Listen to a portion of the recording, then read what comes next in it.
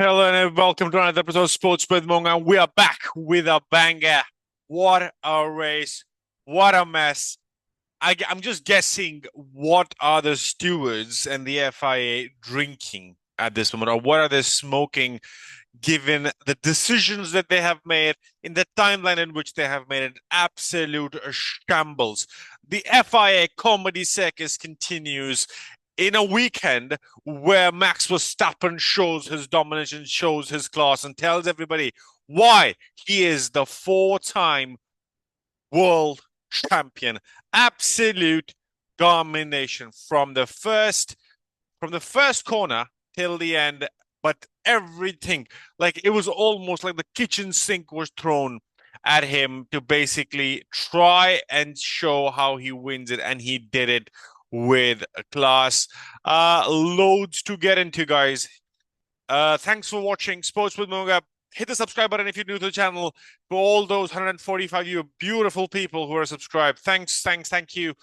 I hope you will continue to share the videos with your friends, family, and ask them to subscribe as well and get this to 1 million. The idea is to get to 1 million subscribers because I like doing this and I like to kind of talk about it, give my understanding of how I see the sport, which I love. And then Formula One is just one. I'm There's loads of sports over this weekend with the Premier League action happening, with Liverpool beating Manchester City. So those loads of content on the channel with shorts, but long form as well. Let me know in the comments below what sport would you want me to kind of cover, and possibly I might pick up an interest as well. Always looking to kind of have more on my plate there. But thanks for watching. If you're not subscribed to the channel, 99% of you watching are not subscribed. So I'm sure, guys, if you're new, hit the subscribe button, hit the bell icon for more videos. Loads of content coming. It's 1st of December. Loads of content coming in the December month. Loads of sports happening as well. So, new to the channel, hit the subscribe button, and let's get into it. The Qatar Grand Prix race reaction. The pickup from the first lap. A great getaway for Max Verstappen. He is the man to beat. And the reason why I keep saying this is like he has ice cold veins. He has decided that he wants to go for that lunge and he will take that corner, the turn one corner. He had decided a long time back that he will do everything in his power to get that corner. And that's what he did. He took the lead, but carnage behind between Colapinto, Hulkenberg, Ocon, a loads of things kind of happening in the back where basically they're like, what the hell is happening, guys? Like, who touched who? And if you look at it, it's not been a great weekend again for our friends in Williams. Like, I'm like, call up into, can he catch a break? Can that Argentinian catch a break, guys? It's just mad to see how this turns on him, how this completely turns on him. Like, I'm like, this is madness. Ocon takes out Colapinto, both of them out in the first lap. They didn't even complete the first lap. Stroll tries to take out Albon. Stroll almost crashes into Hulkenberg again. He has a DNF. Hulkenberg eventually DNFs in lap 39, but the bigger one, after the second race start, second safety car, Mr. Sergio Perez has an engine failure. His engine shuts down and it is game over. Can you imagine a Red Bull driver is currently, as him, is currently 8th in the championship of drivers, where the number one driver is Mr. Max Verstappen driving in the same fucking machinery. I don't get it. Like, how is Sergio Perez still in a seat? I really don't get it, guys. Get in the comments and let me know what you think. I think it's time to move him on. It's time to get somebody else. It's time to get Mr. Liam Lawson, who didn't finish that high, but then he didn't. Like, give him the same machinery as Max Verstappen, and he might do something better. I just don't get it. I think Sergio Perez has had a dismal season this year, and he needs a reset. And the reset is to give him the RB seat and get Lawson into the big boys club and see how he performs. 5 DNFs eventually. Haas, Hulkenberg, Red Bull, Perez, Stroll, Aston Martin, Colapinto, Williams, and Ocon in the Alpine.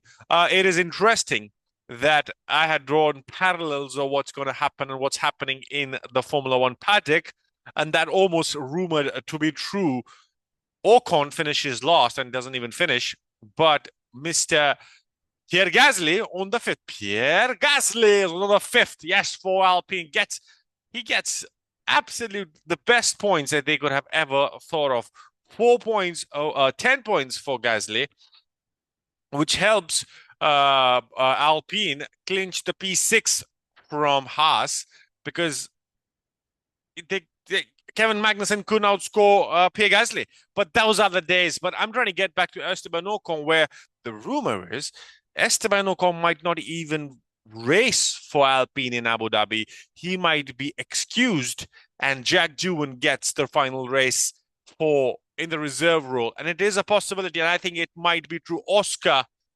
Oliver Woke, I think Oscar Wokes wants to make that happen, and I think it is going to happen. I'm going from the back to front, guys, because there's loads of talking points here. Alex Albon finishing P15, the last qualified driver on the FIA document who actually finished the race. Liam Lawson 14th. Yuki Tsunoda, he dropped back a lot. Like his stints were absolutely horrendous. He was, I think, in points, he was a P7, as high as P7. He finishes 13th. Lewis Hamilton, 12th. And what, like, he's just bad luck for, like, I'm like, oh, fuck me. This is just, I don't get it, guys. The first lap shenanigans causes a safety car. In that safety car, after that safety car, there's a mirror on the fucking front straight, and the FIA are just kind of, I don't know, possibly thinking the wind will take it away. The wind will possibly, though, some car will take it away. And Bottas, what does he do? He fucking just drives over it and like, fuck this. Let's see how this goes. And eventually, what happens? There are two tire punches right after that. One is Lewis Hamilton, the second is Carlos Sainz. And I'm like, what the fuck? And then both of these drivers get in the pits, change the tires, and what the fuck does the FIA do? They put out the safety car. Oh my fucking God. I'm like, oh, this is like Lewis Hamilton will be thinking like, can this bad luck just fucking stop? Do I need to be in the red to fucking stop this madness? Because it was absolute carnage. FIA is a fucking joke right now. Like the amount of mistakes that they're making, it took them 4 laps late to decide that it was a safety car so that somebody could just fucking pick up that mirror. If they put a safety car, ask the stewards, ask the safety car to go through the pit window, a marshal could have picked up that fucking mirror and nothing would have happened. The minute Bottas went over that mirror, the shrapnels was so hard. It's carbon fucking fiber, and that tires puncture. Oh my God! I'm sure Carlos Sainz is going to be livid after this. I'm very sure there's going to be FI director meeting somewhere where they're going to be like, "What the fuck, guys? What the fuck are you smoking up there? Like this needs to be fucking sorted ASAP." Lewis Hamilton 12th, yes. Valtteri Bottas 11th. He could have been in the points, but because of another fucking stewarding decision, it was a mistake. It was a slam dunk mistake from Lando Norris. He didn't slow down in after the yellow. Gets a 10-second penalty. Drive-through penalty. He gets a drive-through penalty. It's absolute madness. And then he starts from the last, and then he picks up everybody that he can. And otherwise, Valtteri Bottas would have been in the points, and Kevin Magnussen would have not have been in points. And that's kind of interesting, right? And that's what I'm trying to get at.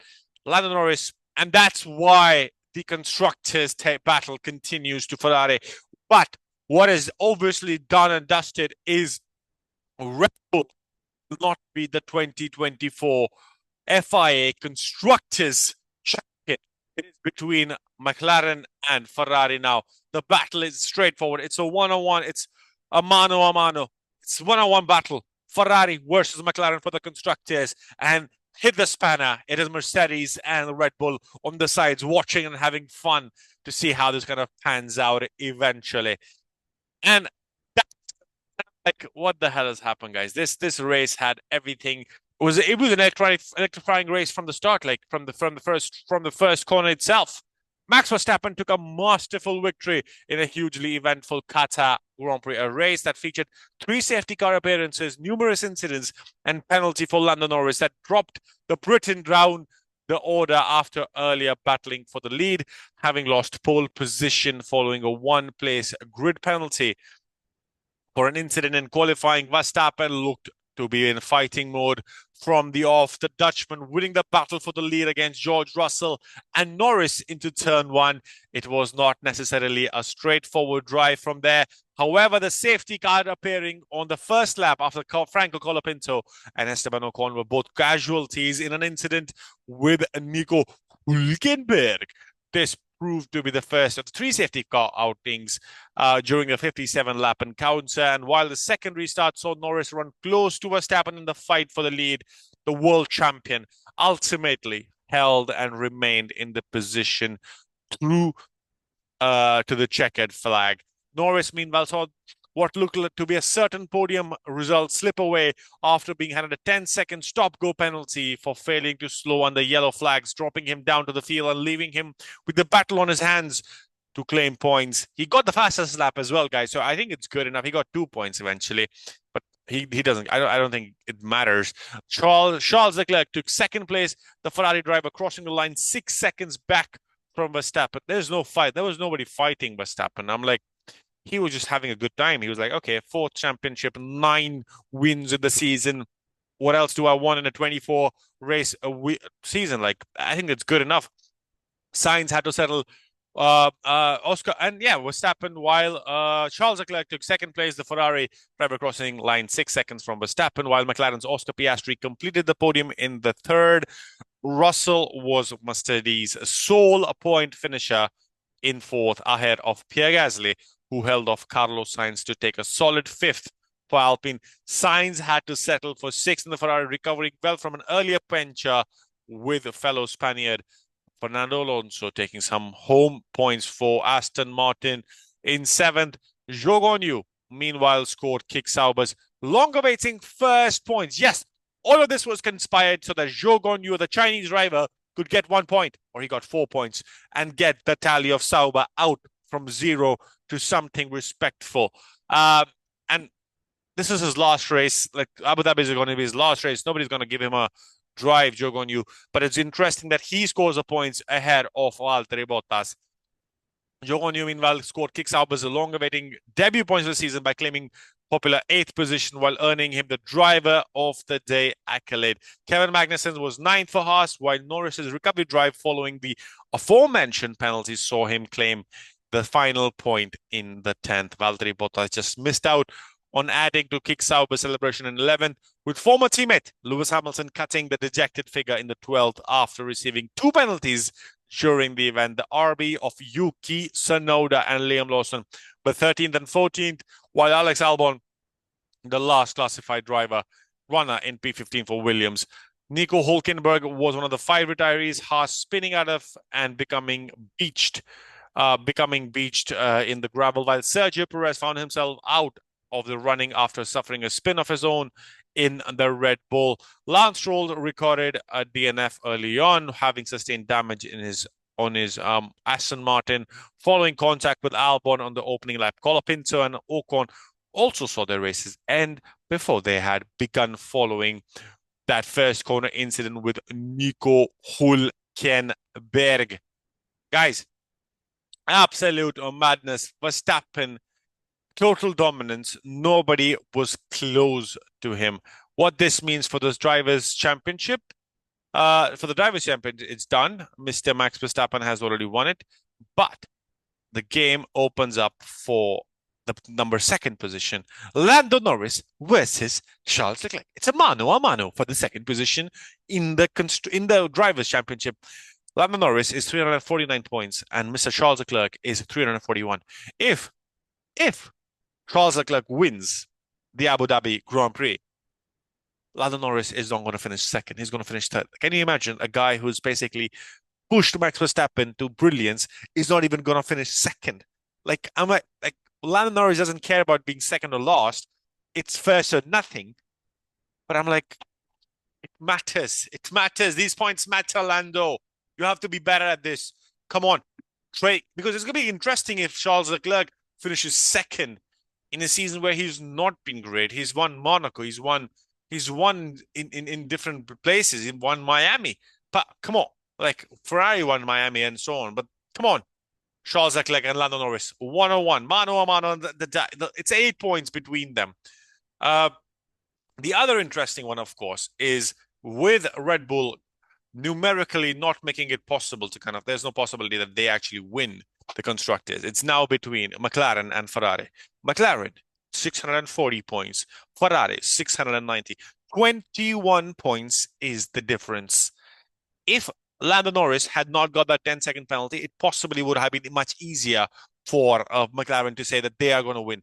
But it is getting into the fucking final race. It's going to be lost into the final lap till either a Ferrari or a McLaren actually cross the finish line. Absolute crazy scenes, guys. Get in the comments. Let me know what you think. McLaren versus Ferrari. It's a mano-a-mano. 21-point difference. Who do you think actually wins the Abu Dhabi Grand Prix and who actually wins the constructors? Is there a possibility that Ferrari win the race but still don't win the constructors? It could be a possibility, but that's interesting to see. I think that the point difference, 21 points, is good enough buffer for McLaren, but DNF for one of these drivers and Ferrari finished in both strong positions. It is going to be to the wire. Lando Norris has already apologized to his teammates, to his team, basically saying, he messed up. He should have slowed down. It's like trying to practice. Nothing that absolute crazy scenes should have happened. But then, yeah, it is what it is. The other battle, the battle for the 6th position. Alpine 59 points, Haas 54 points, and RB 46 points in 8th. I think there is a buffer. Alpine poised to lead, but I think Ocon's struggle continue, and Nico Hulkenberg and Kevin Magnussen both seem to be on the upward trajectory. So I would say the 6th battle actually goes to Haas because Alpine is going to mess up or something. But it could also be RB of Liam Lawson or Yuki Tsunoda, 46 points. They could be like surprise package, but it's going to be interesting though what happens. Kick Sauber is no longer here. There's no team finally in this 2024 Formula One season that has 0 points. Kick Sauber has made sure that they are not at 0, which is great. And Drogon, you, thank you very much for your race. You are the driver of the day. But in my mind, the best driver of the day is Max Verstappen. So much happened. 3 race starts, 3 safety cars. He nailed them. There was no chance and no point I actually thought that somebody would be able to overtake him. That's his brilliance. Sergio Perez, get him out of the door. Fuck off. He's done. Get Liam Lawson in the car. Let's see what he can do. Thanks for watching. Hit the subscribe button if you're new to the channel. Let me know your thoughts about this race and everything that we've talked about. Hope you enjoyed it. Thanks for watching. See you in the next one. Peace.